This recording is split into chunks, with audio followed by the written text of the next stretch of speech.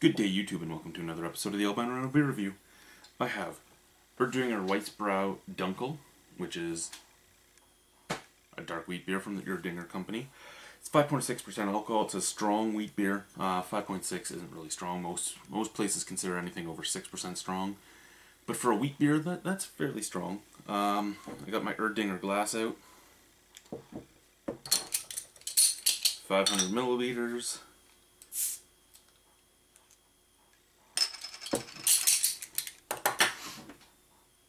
Now, I've never had the Erdinger Dunkel. I've heard everything from it's horrible to it's amazing. So, we'll see what goes on.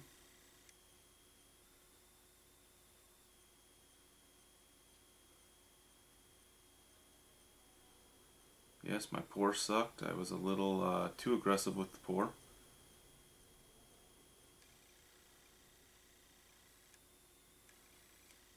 Now, again, I admit that my pour was a little too aggressive. Right here, though, is the pint line. So, it was supposed to have 2 fingers ahead. It has about 4. It is a dark beer. That's a mahogany brown. Looks beautiful. The head is kind of a tan head. Very thick bubbles.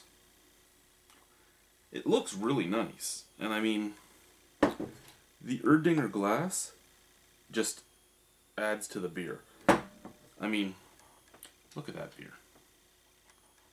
That looks beautiful. I actually think, aesthetic-wise, that much head, like the whole ball of the glass being head, looks amazing. Oh. Now, as I said, I've never had the Dunkel version of this. I've had the regular. But, this is very interesting. It almost smells like a Pilsner with chocolate and caramel added to it. You get all the weediness that you would expect. You get the grainy scents, you get the light malts, but there's chocolate and caramel in there. There's a tiny touch of coffee. The hops are there. It smells fairly roasted wheat, I would say, actually. Probably just to give it that nice dark color.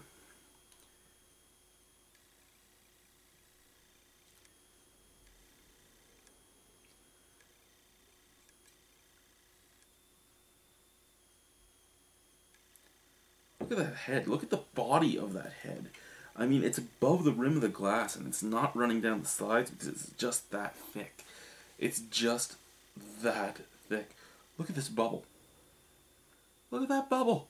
That's awesome.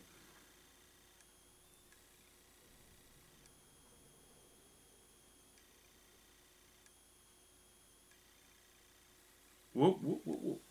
Oh, it's still not coming down the sides. Oh, there we have the first little bit. There we go.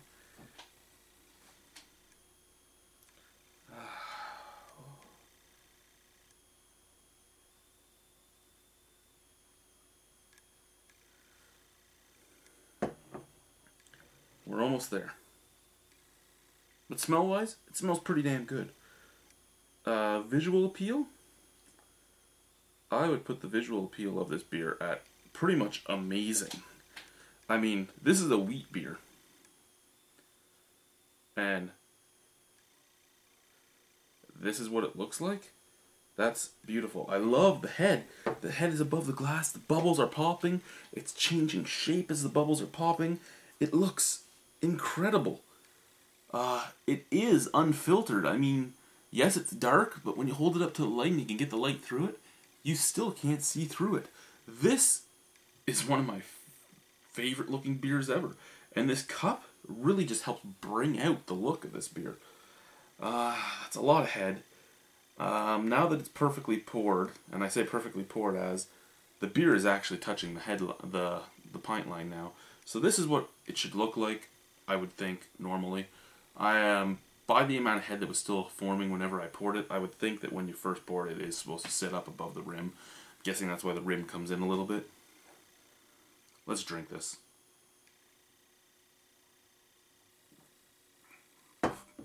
Oh.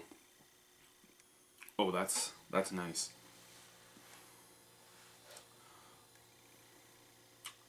Very soft, very smooth, goes down very easily. The carbonation's there, but the second you swallow, it's like there was none.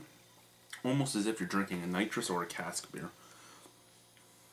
Tastes like a wheat beer, minus the coriander and minus the orange peel.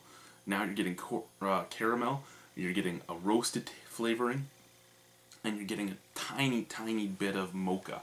It's the chocolate and the coffee mixed together. It's a nice, subtle flavor. The chocolate mocha is on the background. It's coming up with the hops. The hops are very slight as well. They taste kind of like halotro hops. I'm not going to say that's really what they are, but they kind of have that taste, the noble Pilsner hop taste.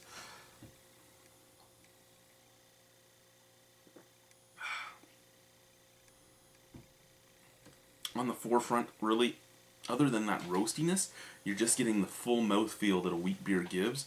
You're giving that graininess that a wheat beer gives. It's sort of lacking though because of the lack of the orange peel and the lack of coriander. Without that citrus bite to it, it's not really there for me. Truthfully, if I added an orange slice to this, it would probably be amazing. Right now it's really good. I like this. Excuse me. I don't know if I brought it up or not. Imported to Canada and distributed by McClelland Fine Imports. It's a good beer. It really is. I had a friend of mine tell me that this is one of the worst beers she ever drank. So I actually was scared because she actually is a lady that does know her beer. She drinks a lot of the beers with me and the guys. She's done a couple reviews down here with us. She likes stouts. She likes Bavarian beers. She likes all that. So I was worried. But I think she must have gotten a bad bottle, an old bottle, because this is brand new. It tastes awesome. I would give it an 8 out of 10. This is really nice.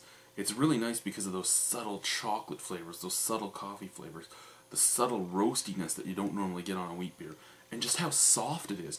And the visual appeal was awesome. So thank you for watching the Albino RHino beer review. Good beer drinking, all of you.